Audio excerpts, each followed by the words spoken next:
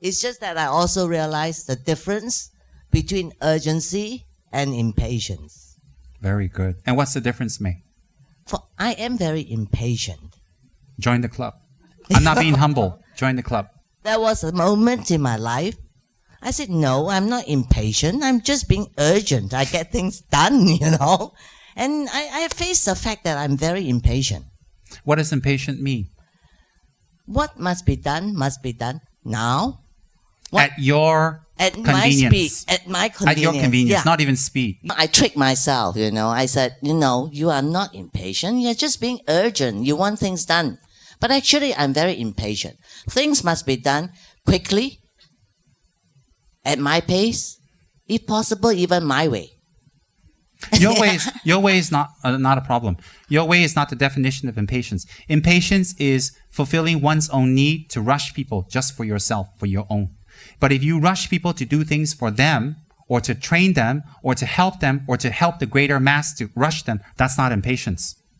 Impatience is totally selfish or selfishly imputed, which means method does not define impatience. It can be done your way. Why? You might have more wisdom and more experience to do it, so your way will win. So that doesn't generate impatience. Impatience is at your convenience, for your own pleasure, for your own need, not relevant of anybody else. That is impatient. Oh, then I'm not impatient. Good. Then Very I'm good. only urgent. Because my teachers make me rush all the time in the past. Hurry up, do this, and I realize what they're doing. Because I do everything for myself by myself. Good. I love myself.